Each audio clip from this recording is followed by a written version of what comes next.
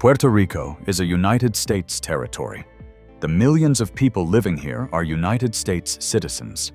They carry American passports, they use the American dollar, and they serve in the United States Armed Forces at historically high rates.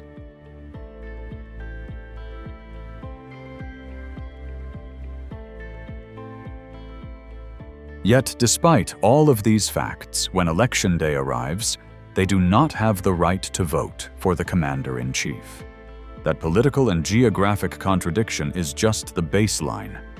What is happening right now is far more baffling.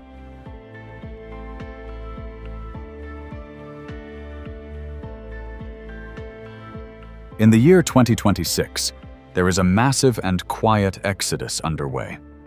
High net worth individuals, tech entrepreneurs, and millionaires from California and New York are liquidating their mainland assets and fleeing to this Caribbean island.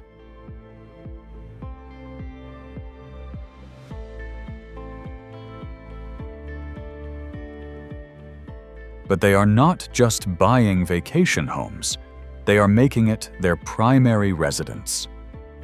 Here is the undeniable paradox of this migration.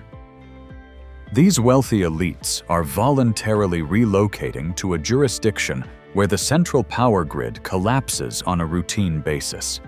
They are moving their money and their families to an island where Category 5 hurricanes regularly tear down high-tension transmission lines and wash out heavily reinforced concrete bridges. They are legally binding themselves to a territory where the median household income is roughly half that of Mississippi, which is the poorest state in the Union. So why are the ultra-wealthy deliberately flocking to a crumbling infrastructure that repeatedly struggles just to keep the lights on?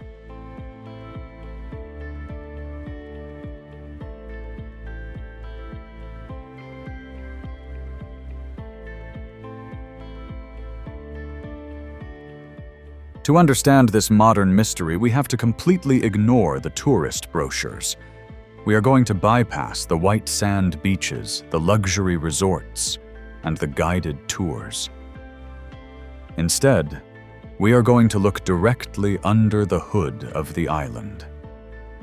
We are going to examine the heavy poured concrete, the patched copper wires, the obscure 100-year-old maritime shipping laws, and the massive abandoned military installations scattered across the coast. We are going to break down the cold, hard logistics of daily life here. We will uncover exactly how millions of regular people engineer their own survival on what is undeniably the most complex and unpredictable frontier in America.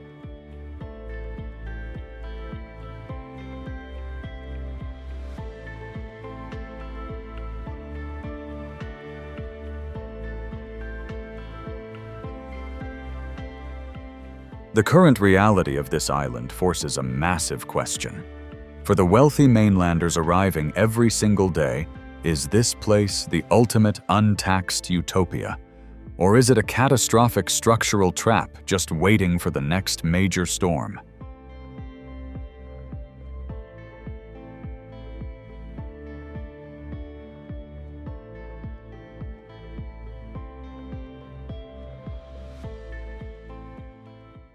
Look at a topographical map of the Western Hemisphere. If you want to control the maritime shipping lanes of the Americas, you must control the Caribbean Sea. And to control the Caribbean, you must hold Puerto Rico. The island sits directly on the edge of the Puerto Rico Trench, a massive underwater fault line plunging more than 27,000 feet into the earth. To its west is the Mona Passage, a turbulent 80-mile-wide strait that serves as the primary shipping lane between the Atlantic Ocean and the Panama Canal. This is not just a tropical island. It is a geographic choke point.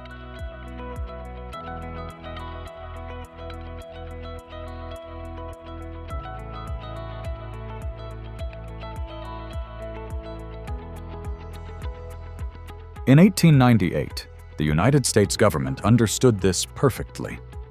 Naval strategists of the era knew that whoever controlled this specific piece of rock would hold the keys to the future Panama Canal. So during the Spanish-American War, the United States military invaded and seized the territory. They did not take it for its agricultural wealth or its beaches. They took it because it was the ultimate strategic fortress. It was a massive, unsinkable aircraft carrier positioned precisely where the Atlantic Ocean meets the Caribbean.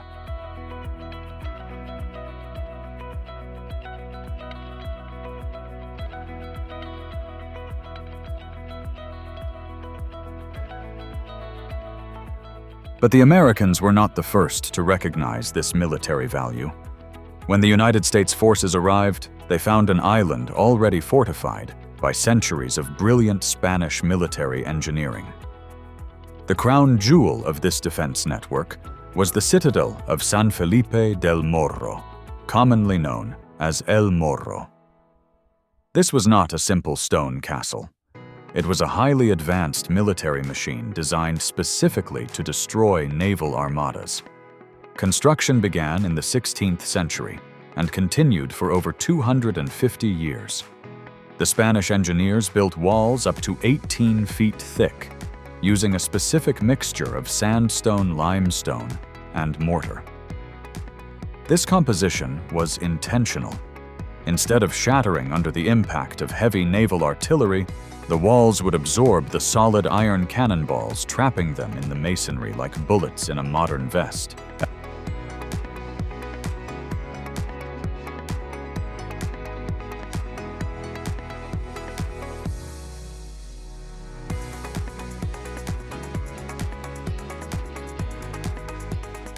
El Morro featured overlapping fields of fire, interlocking bastions, and a massive dry moat that forced any invading infantry into a deadly kill zone.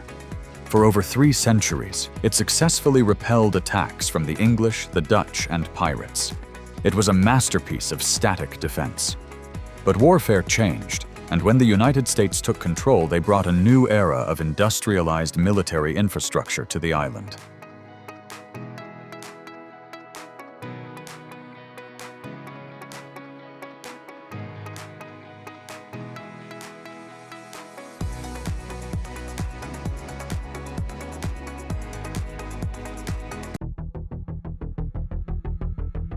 Throughout the 20th century, the American military transformed Puerto Rico into the Gibraltar of the Caribbean. They poured millions of tons of concrete and laid thousands of miles of copper wire to build a network of advanced military installations. The absolute pinnacle of this effort was the Roosevelt Roads Naval Station, built in 1943, located on the eastern coast of the island. This was not just a military base. It was a self-contained American city and one of the largest naval facilities in the entire world.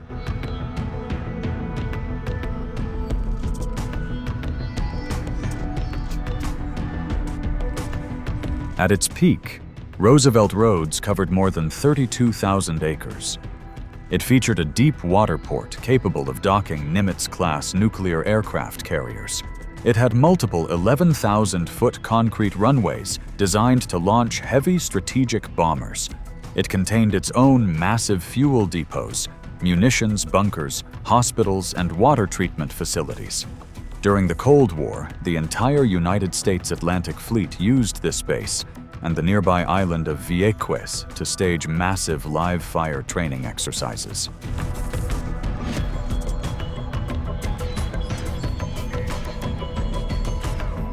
For the local Puerto Rican economy, the naval base was an absolute powerhouse.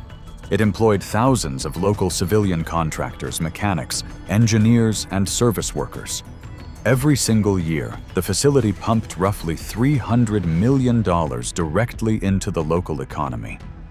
Entire towns on the eastern coast of the island grew and thrived entirely dependent on the continuous flow of federal defense spending. The military footprint was the undisputed economic engine of the region.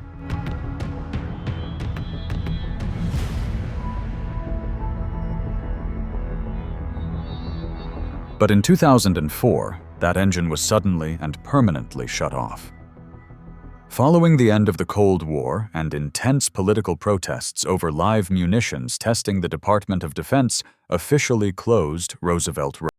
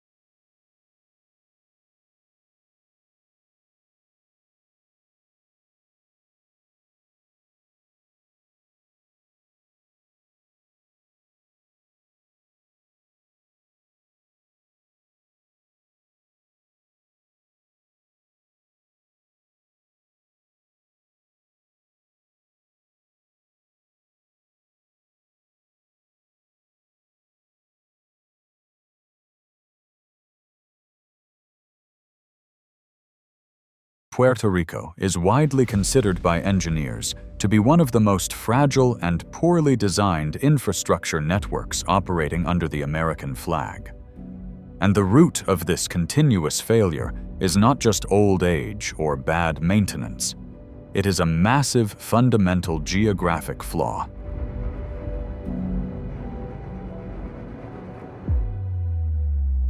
To see this flaw, you have to look at where the power is made versus where the power is consumed. The vast majority of the electrical generation happens on the southern coast of the island. Massive aging industrial complexes like the Costa Sur and Aguirre power plants sit right on the edge of the Caribbean Sea. These are heavy machinery beasts. They do not run on clean natural gas or modern nuclear reactors. They burn heavy fuel oil, sometimes called bunker crude, which is shipped in by massive ocean tankers. These plants crank out thousands of megawatts of raw electrical power. But there is a massive problem. The people do not live in the South.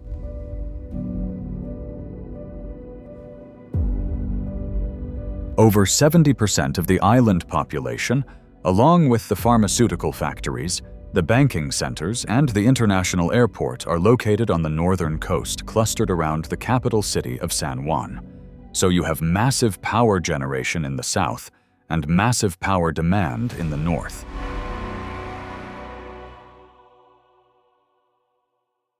To connect the two, the engineers had to string hundreds of miles of high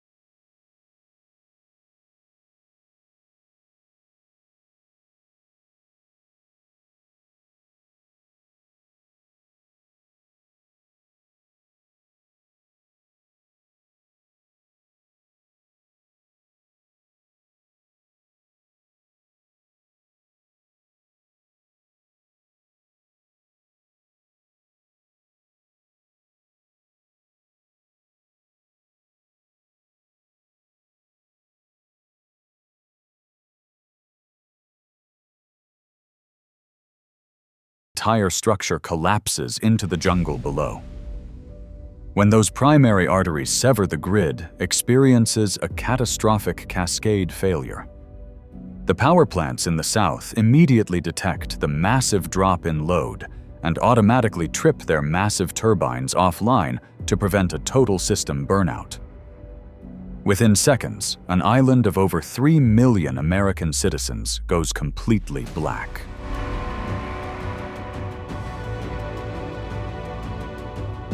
Repairing this damage is not like fixing a downed utility pole in suburban Ohio. When a transmission tower collapses in the Cordillera, central utility trucks cannot simply drive up to it. The mountain roads are often completely washed out by flash floods. Repair crews have to be flown in by heavy lift helicopters, dropping replacement steel and spools of wire into the dense canopy while hovering over steep cliffs. It is a slow, dangerous, and incredibly expensive military-style operation.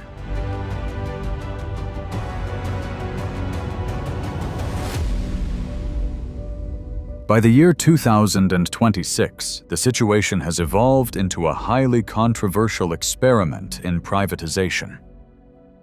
The government-owned utility company, which had been plagued by decades of bankruptcy and mismanagement, handed over the transmission and distribution operations to a private consortium known as Luma Energy. The promise was that private mainland management would bring corporate efficiency, modernize the failing lines, and stop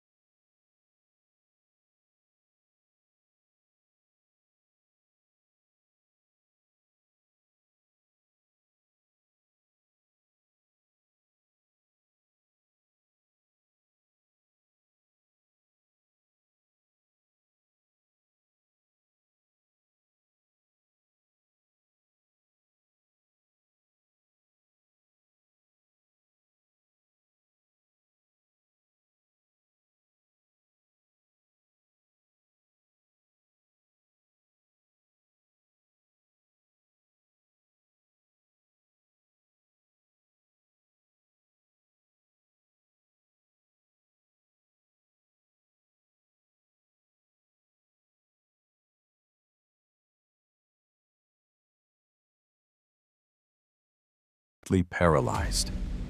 The funds are locked behind an impenetrable wall of bureaucratic red tape.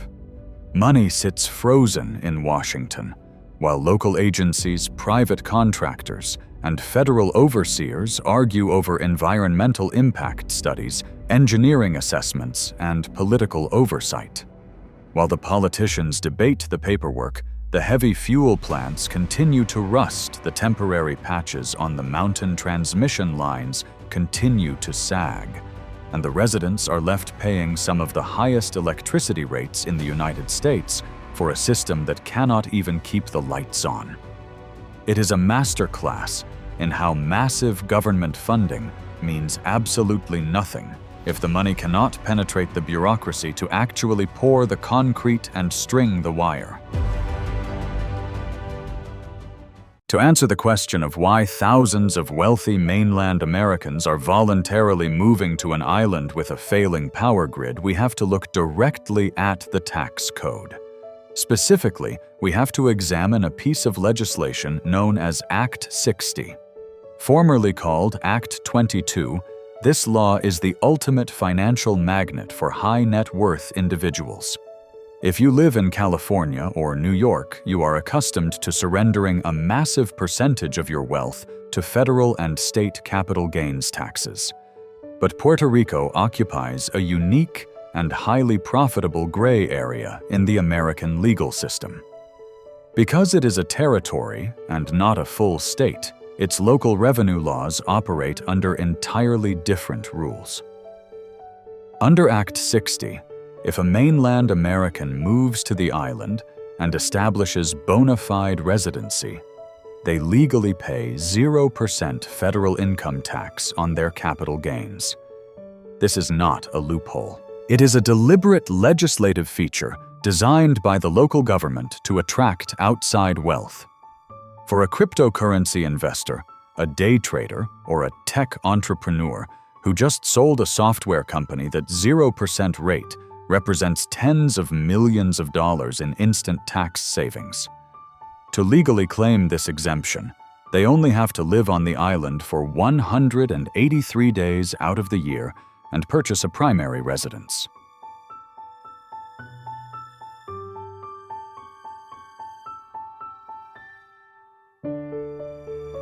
That requirement to buy property is exactly where the severe friction begins.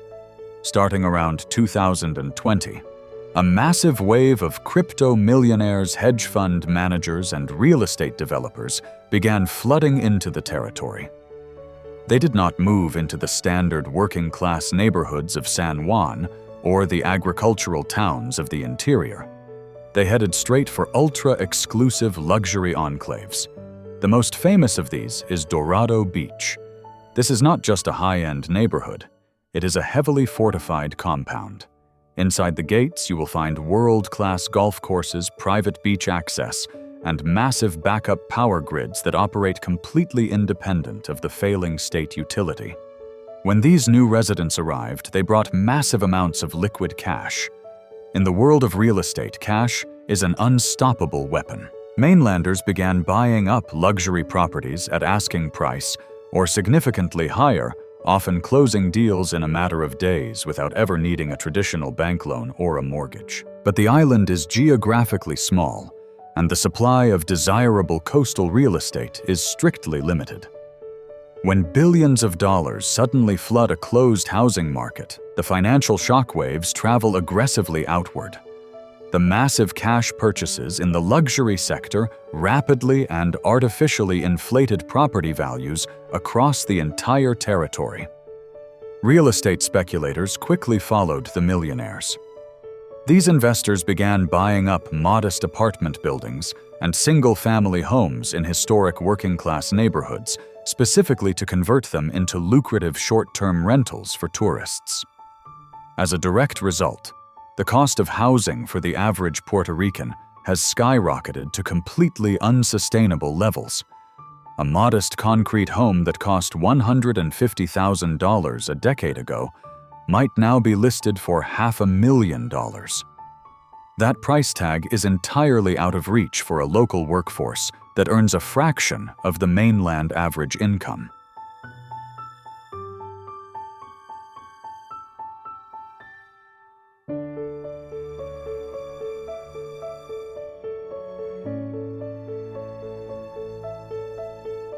This situation has engineered a deeply uncomfortable and volatile reality on the ground. Today, Puerto Rico is operating two completely separate and parallel economies on one single piece of land. On one side, you have the untaxed new arrivals living in multi-million-dollar oceanfront estates. They pay absolutely no federal tax on their investment wealth, and they possess the private capital to completely shield themselves from the crumbling public infrastructure. If the public water stops running, they rely on massive private cisterns. If the local schools are underfunded, they send their children to elite private academies or hire private tutors. Their survival is entirely disconnected from the state. On the exact same island, just a few miles outside those gates, you have the local working class. These are American citizens who face an incredibly heavy financial burden just to survive. Unlike the wealthy expats, the locals are heavily taxed by the territory government. They pay a crushing 11.5% sales tax on almost everything they buy, which is higher than nearly any state on the mainland. They are the ones paying soaring utility rates for a broken electrical grid that constantly fries their appliances. They are the ones navigating the cratered mountain roads and dealing with the underfunded public services.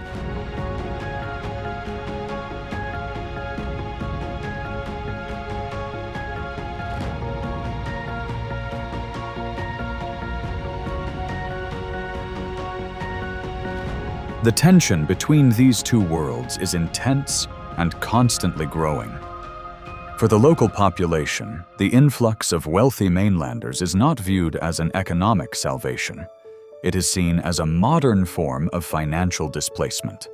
The original political promise of Act 60 was that these wealthy arrivals would create local jobs, invest in local infrastructure, and stimulate the broader economy. But the hard truth on the ground is that much of this new wealth remains entirely isolated. It moves from mainland bank accounts to gated island properties without ever circulating through the local bakeries, the mechanic shops, or the neighborhood grocery stores. It is a brutal masterclass in how a well-intentioned tax policy can rapidly engineer a society of extreme wealth and extreme struggle right inside the borders of the United States.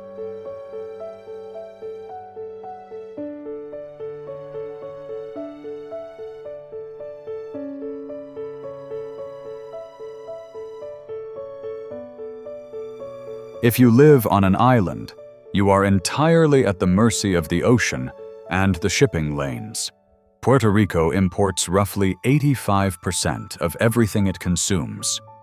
Every piece of lumber, every gallon of diesel fuel, every replacement transformer for the power grid, and almost every single piece of food on the grocery store shelves must arrive on a heavy steel cargo ship docking at the port of San Juan. But these essential goods do not travel on the open free market.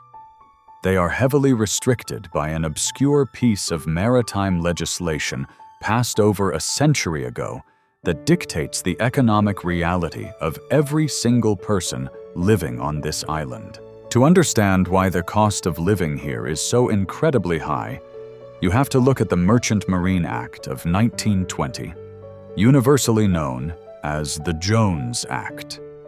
Following the devastation of the First World War, the United States government wanted to ensure it always had a robust fleet of commercial ships and a standing army of trained sailors ready to support the military during a time of global crisis.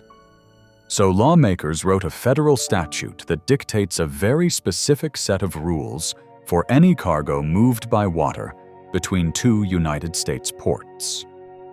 If you want to load a shipping container in Jacksonville, Florida, and unload it in San Juan, Puerto Rico, the vessel carrying that cargo must meet 3 absolute requirements. It must be built in a United States shipyard, it must be owned by a United States company, and it must be operated by an American crew.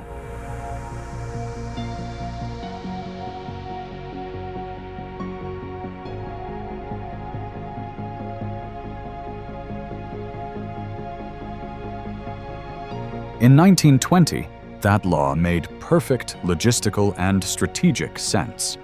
But today, it has created a massive mechanical and economic chokehold on the territory. The United States simply does not build commercial ocean-going cargo ships in large numbers anymore. Constructing a heavy container ship in a modern American shipyard costs up to 5 times more than building that exact same vessel in South Korea or Japan. Furthermore, paying an American unionized crew costs significantly more than hiring international maritime workers.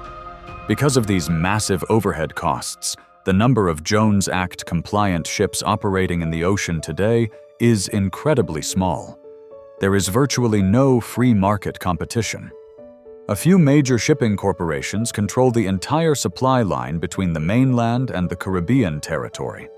And because they hold a legal monopoly over this critical route, they can dictate exactly what it costs to move freight across the water. This legislation creates bizarre and highly inefficient logistical paradoxes.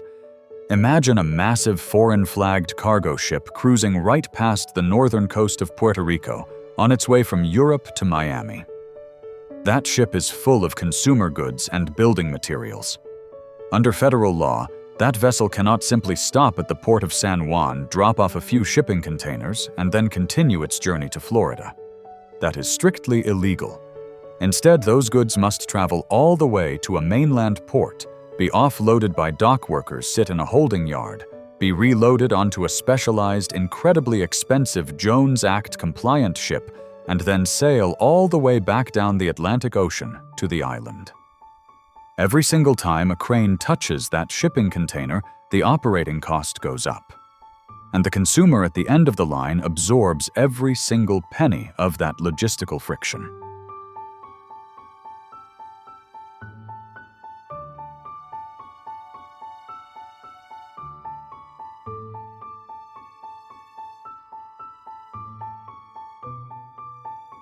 You can see the direct and brutal result of this hidden tax on the sticker price of everyday items.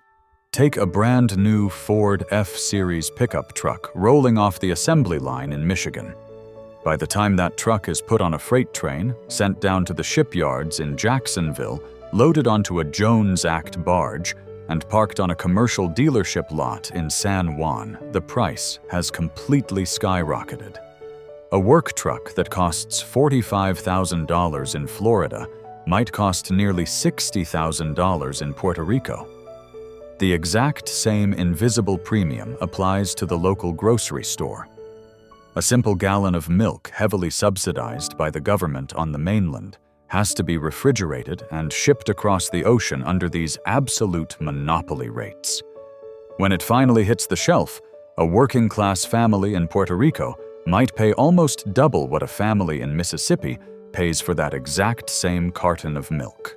This harsh markup applies to eggs, beef, canned goods, and the heavy agricultural fertilizer needed by local farmers. This is not a traditional sales tax you see printed on a cash register receipt.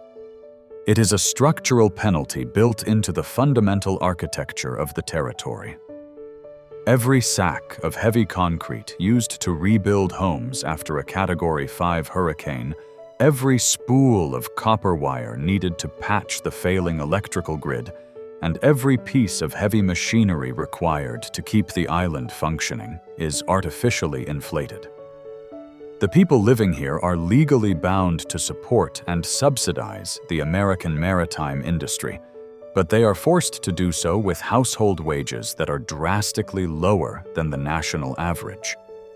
It is a brilliant and highly profitable piece of legislation if you own a mainland shipping company, but it is a relentless daily financial burden if you are just an American citizen trying to survive on the island.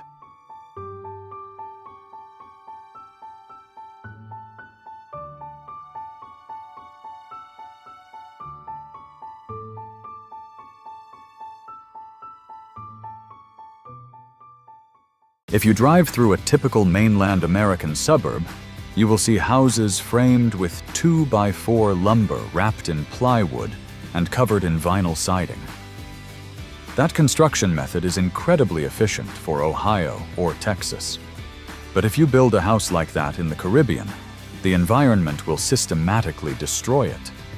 Between the corrosive salt air, the tropical humidity, and the relentless underground termite colonies would, is fundamentally a temporary material. But the ultimate threat is the wind. When a Category 5 hurricane makes landfall, pushing sustained winds over 150 miles per hour, a typical wooden suburban house acts like a giant kite. The wind gets under the eaves, lifts the roof assembly off the top plates, and the entire structure instantly disintegrates. Because of this harsh atmospheric reality, the people of Puerto Rico do not build houses. They build concrete bunkers.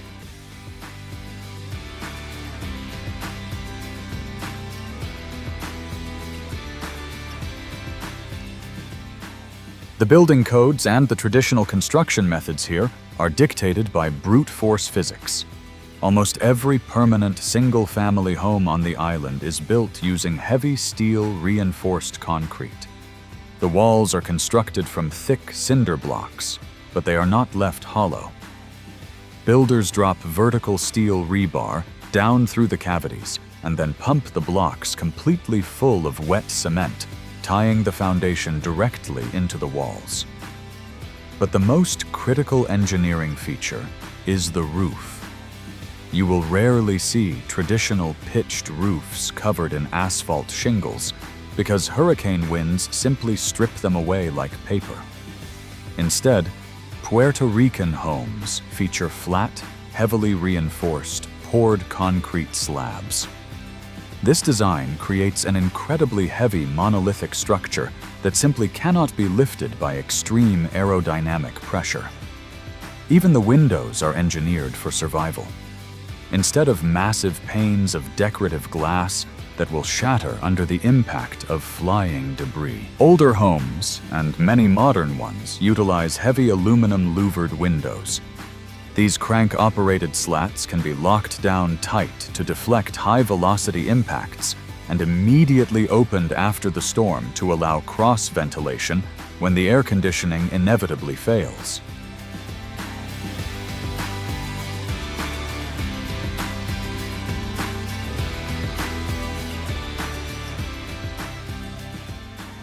But building an indestructible concrete shell is only the first half of the survival equation. When a massive storm hits the island, the government infrastructure collapses immediately. The central water pumps lose power, and the municipal pipes run completely dry. To counter this, every middle-class home is engineered as a fortress of absolute self-reliance. If you look closely at the flat roofs of these concrete houses, you will see massive plastic or fiberglass storage tanks. These are gravity-fed water cisterns, holding anywhere from 400 to over 1,000 gallons of reserve water. Under normal conditions, a small electric pump pushes municipal water up into the tank, keeping it topped off. But when the state water grid fails, that tank becomes the sole lifeline for the family. Because it is positioned on the roof, gravity automatically provides the water pressure needed to flush the toilets, take a shower, and wash dishes without requiring a single watt of electricity.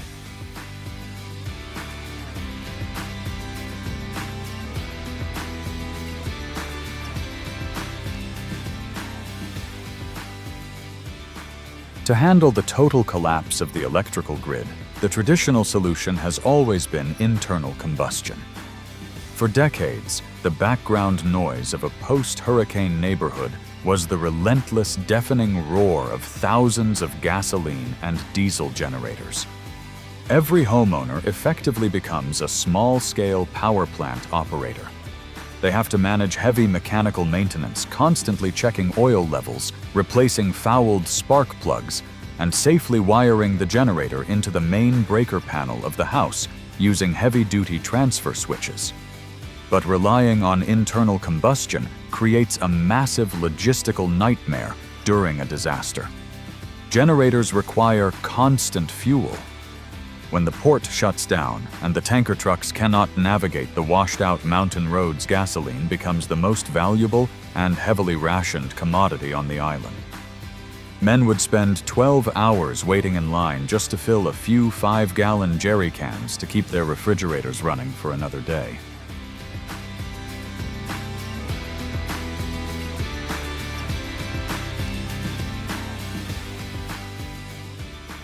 By the year 2026, however, a massive structural shift has completely transformed the island. After years of enduring the catastrophic failures of the state utility and the relentless logistical nightmare of buying diesel fuel, the citizens have simply abandoned the central grid. They are no longer waiting for the government to fix the copper wires. Instead, there has been an unprecedented explosion in residential solar engineering. But these solar arrays are not being installed to save the environment or lower carbon emissions. They are being installed for raw mechanical survival. Look at the roofs today, and you will see heavy-duty solar panels bolted directly into the concrete slabs using specialized hurricane-rated brackets, designed to withstand 170 mile-per-hour uplift forces. Those heavy panels are wired directly into massive lithium-ion battery banks, like the Tesla Powerwall mounted securely on the interior concrete walls of the garage. During the day, the tropical sun charges the heavy batteries and powers the house. At night, the house draws quietly from the chemical reserves.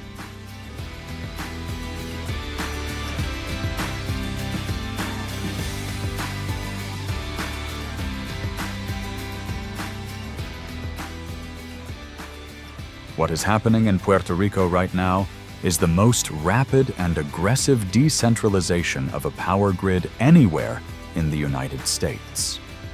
Entire neighborhoods are effectively disconnecting from the unreliable state utility and operating as independent, self-sustaining microgrids. It is a profound demonstration of engineering resilience. The people have realized that relying on a vulnerable, centralized system is a gamble they can no longer afford to take, so they have engineered their own absolute independence using concrete gravity and off-grid technology.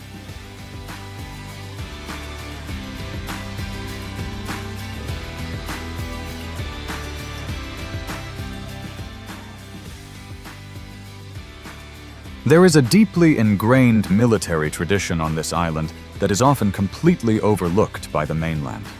We have already established that the people living here cannot vote for the President of the United States. But despite that political disenfranchisement, Puerto Ricans enlist in the United States Armed Forces at an astonishingly high rate. This is not a recent phenomenon. Since 1917, when they were officially granted American citizenship, hundreds of thousands of men from this territory have put on the uniform and deployed to every major global conflict the United States has fought. They do it for the steady paycheck. They do it for the educational benefits. But mostly they do it out of a fierce multi-generational pride in military service.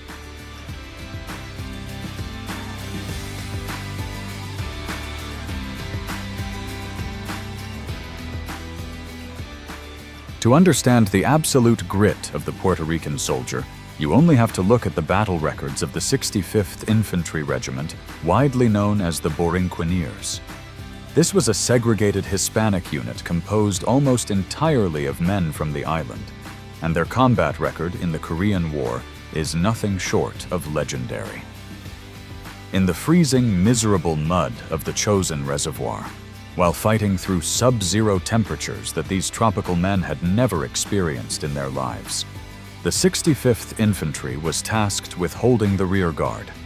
They covered the withdrawal of the 1st Marine Division against massive waves of Chinese infantry.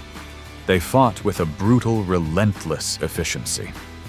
During one specific engagement, when they ran completely out of ammunition, 2 battalions of the 65th actually fixed bayonets and launched a massive coordinated uphill charge against enemy machine gun positions. It was the last recorded battalion-sized bayonet charge in the history of the United States Army. They earned 10 Distinguished Service Crosses, 256 Silver Stars, and thousands of Purple Hearts. Decades later, they were finally awarded the Congressional Gold Medal. That is the caliber of military bloodline that exists on this island.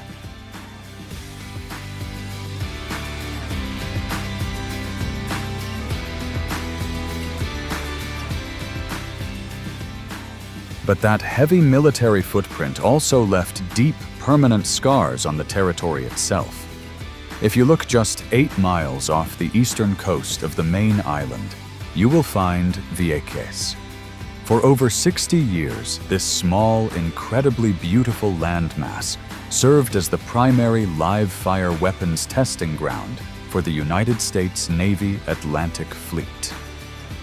During the Cold War, almost every single ship, submarine, and aircraft squadron deploying from the East Coast had to pass through Vieques first. The military controlled roughly 2/3 of the island. For decades, the civilian residents of Vieques lived their daily lives to the relentless ground-shaking thud of heavy ship-to-shore, naval bombardment, aerial carpet bombing, and amphibious marine assault exercises.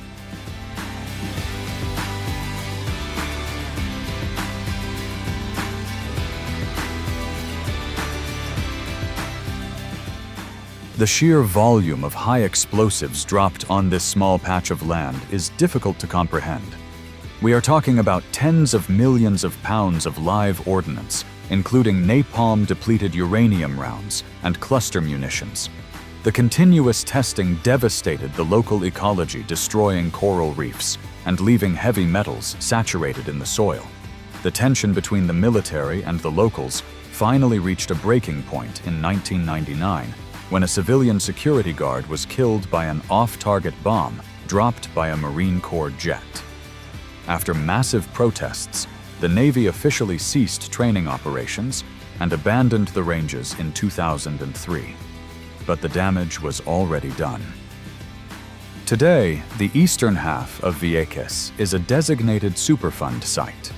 The federal government is engaged in a massive multi-billion-dollar cleanup operation that is expected to take decades. Highly trained explosive ordnance disposal teams are still actively clearing thousands of unexploded artillery shells and massive aerial bombs from the beaches and the dense tropical brush.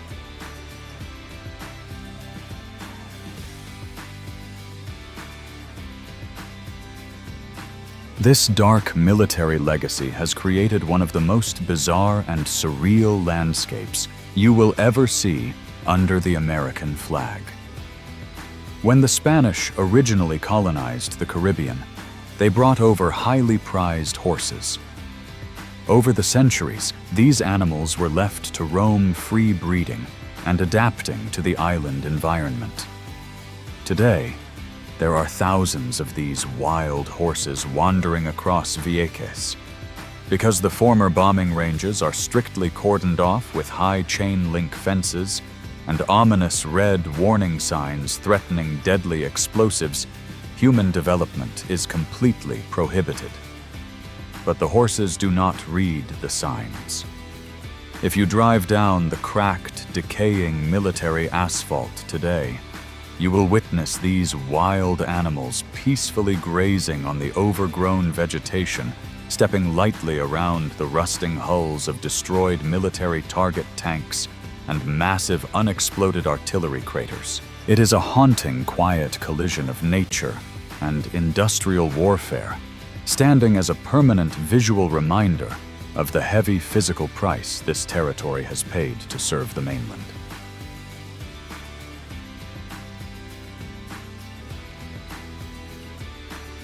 For decades, the mountains of the northern coast held one of the most magnificent pieces of heavy engineering on the planet. The Arecibo Observatory was not just a telescope. It was a massive structural marvel. Engineers carved a reflector dish 1,000 feet wide directly into a natural limestone sinkhole. But the true mechanical wonder was suspended in the air. Hovering 450 feet above the dish was a massive instrument platform weighing almost 1,000 tons. This enormous structure of heavy steel and sensitive radar equipment was held completely suspended in mid-air by a complex web of thick steel cables anchored to 3 massive reinforced concrete towers.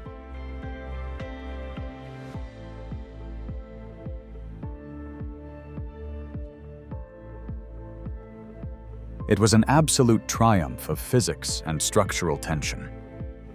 But in the late months of 2020, the tension finally failed. The collapse of Arecibo was not caused by a sudden earthquake or a massive explosive event. It was the result of a slow, microscopic, and relentless mechanical failure known as zinc creep. To understand why this massive structure fell, you have to look directly at how the heavy steel cables were anchored.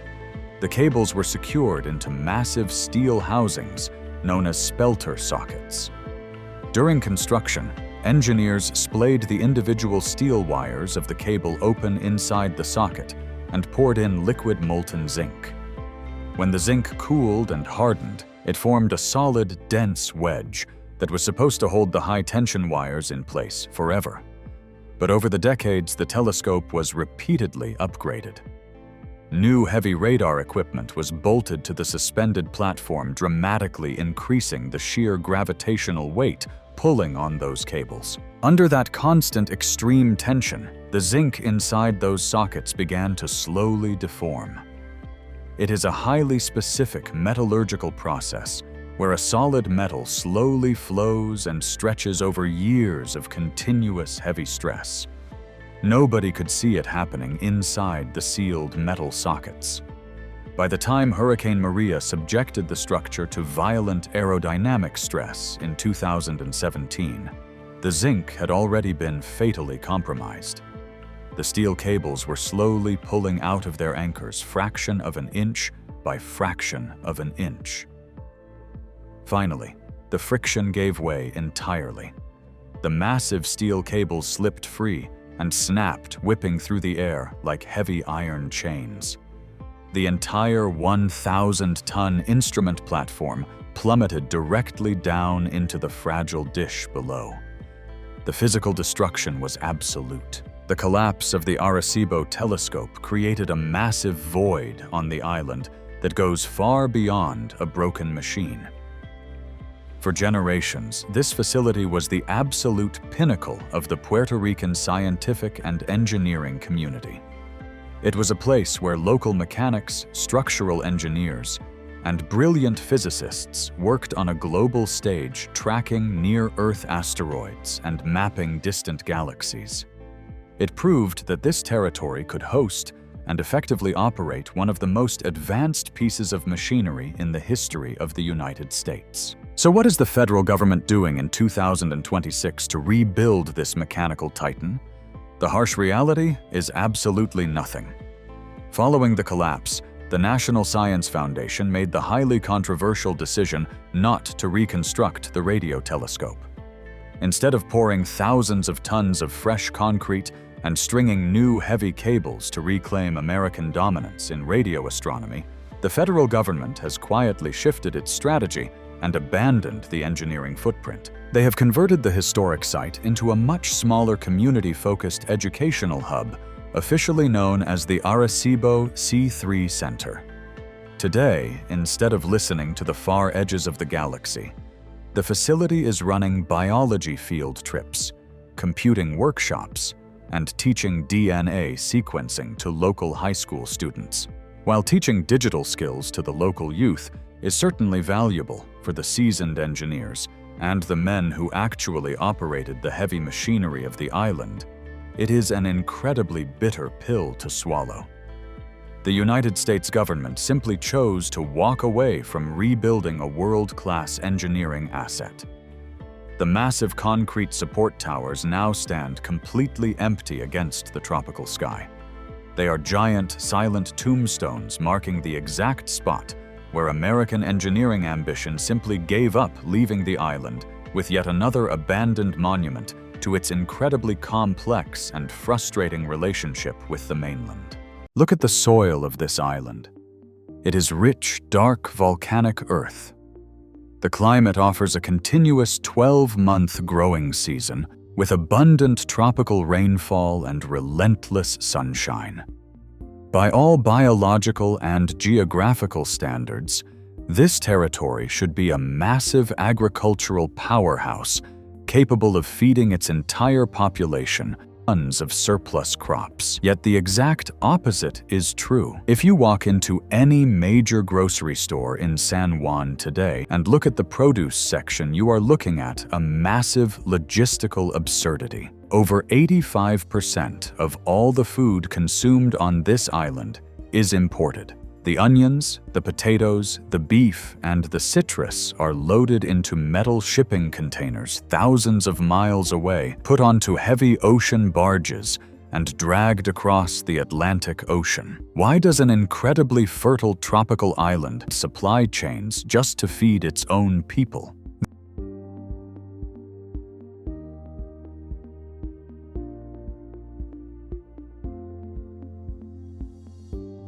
The answer is rooted in a deliberate and massive shift in early 20th century economics. When the United States took control of the territory, mainland agricultural corporations quickly realized the immense profit potential of the land.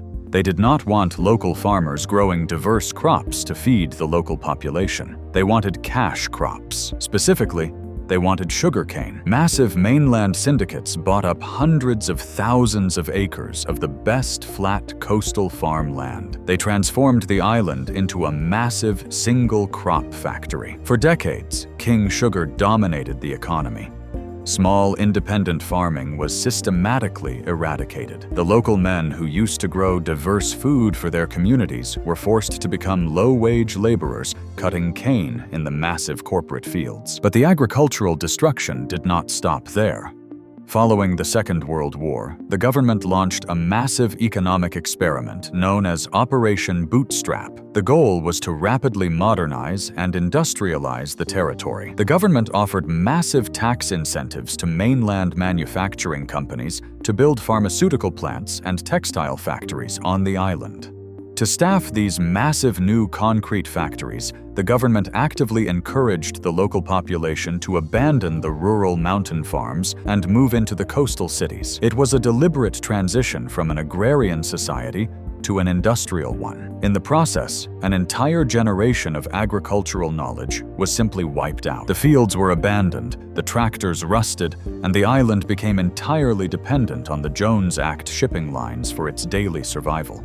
Today, that dependency is a massive structural liability. When a Category 5 hurricane enters the Caribbean, commercial ports are forced to shut down. The island has roughly a 3-day supply of fresh food on the supermarket shelves before panic sets in. That is an unacceptable margin of error for survival. But right now, in 2026, there is a quiet mechanical revolution happening in the rural interior.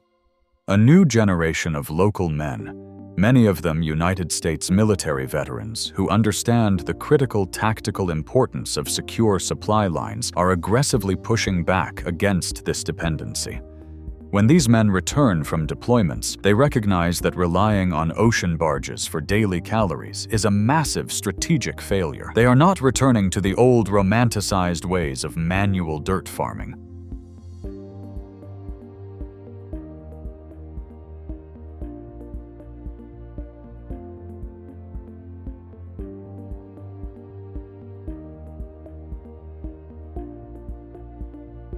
They are applying industrial engineering and military logistics. Drive up into the central mountains today, and you will find massive high-tech hydroponic greenhouse facilities. These are highly controlled engineered environments. Because the traditional soil is often too degraded from centuries of heavy sugarcane farming or too vulnerable to massive tropical mudslides, these new farmers bypass the dirt entirely. They grow thousands of heads of lettuce, tomatoes, and peppers in precisely calculated nutrient water solutions. These facilities are built with heavy reinforced steel framing engineered specifically to withstand 150-mile-per-hour hurricane force winds. They use closed-loop irrigation systems that recycle water constantly, which is critical during the dry season.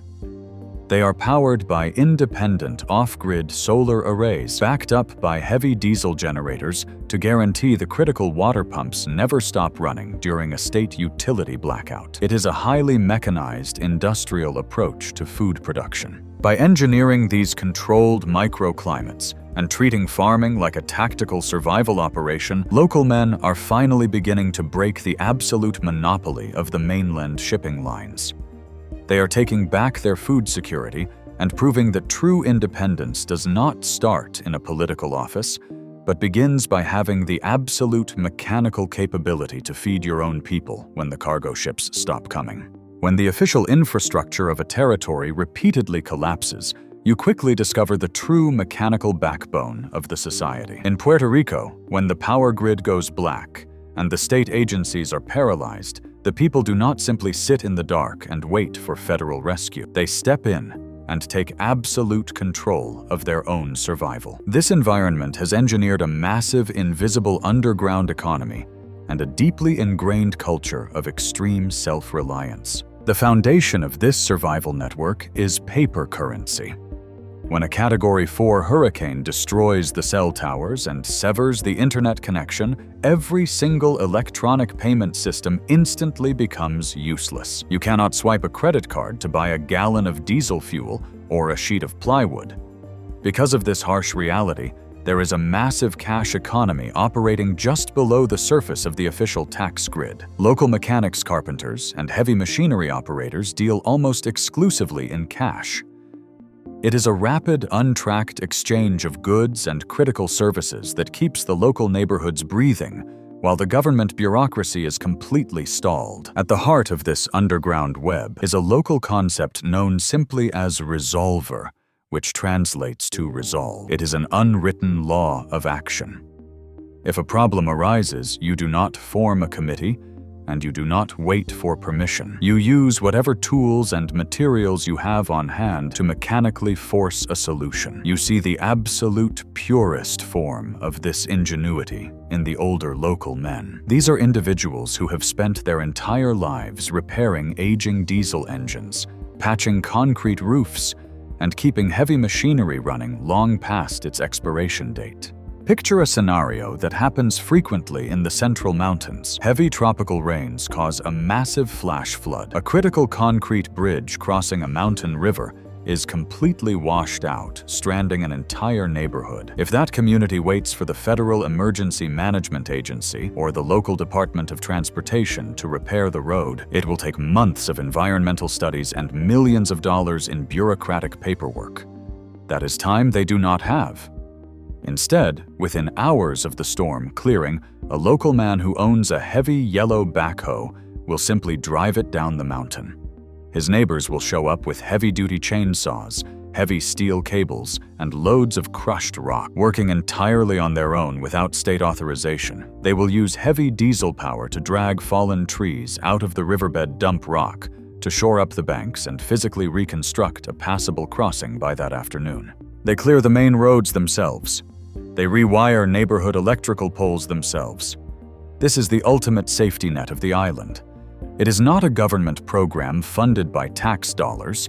It is a highly capable network of rugged, mechanically minded men who understand that true survival requires heavy machinery cash in hand and the absolute willingness to bypass the failing state to protect their own. Let us return to the massive migration of wealthy mainlanders we discussed at the very beginning. The millionaires and tech investors fleeing California and New York came to this island hunting for the ultimate financial loophole. They arrived with liquid cash, eager to claim that 0% capital gains tax. But the brutal reality of the Caribbean eventually catches up with every single person who lives here, regardless of their net worth. When a Category 5 hurricane tears through the Atlantic and makes a direct hit on the coast, it does not care about your bank account. A crumbling power grid does not discriminate between a working-class neighborhood and a gated luxury compound. The wealthy arrivals quickly realize that while their money can buy a heavy concrete mansion and massive diesel generators, it cannot buy immunity from a fundamentally broken infrastructure. They are forced to endure the same washed-out roads, the same crippled supply lines, and the same geographic isolation as everyone else.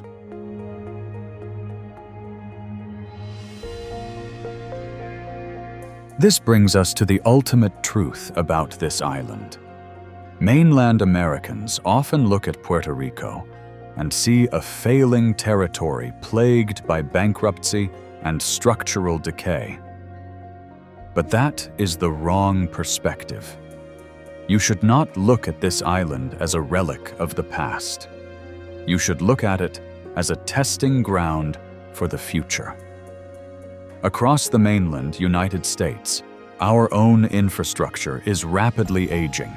We are seeing major power grids collapse during winter storms in Texas and summer heat waves in California. We are witnessing the increasing frequency of extreme weather events, pushing Midwestern and coastal state utilities to their absolute breaking points. What is happening in Puerto Rico right now is exactly what the rest of the country will soon face. The decentralized solar power grids, the heavy concrete bunker architecture, the localized water systems, and the absolute necessity of mechanical self-reliance are not just Caribbean survival tactics. They are the exact blueprints that mainland citizens will need to adopt as the traditional centralized systems continue to age and fail. The people of this island have been forced by geography and political circumstance to adapt to extreme hardship. They have engineered a society that can withstand the complete collapse of state services and still function the next morning.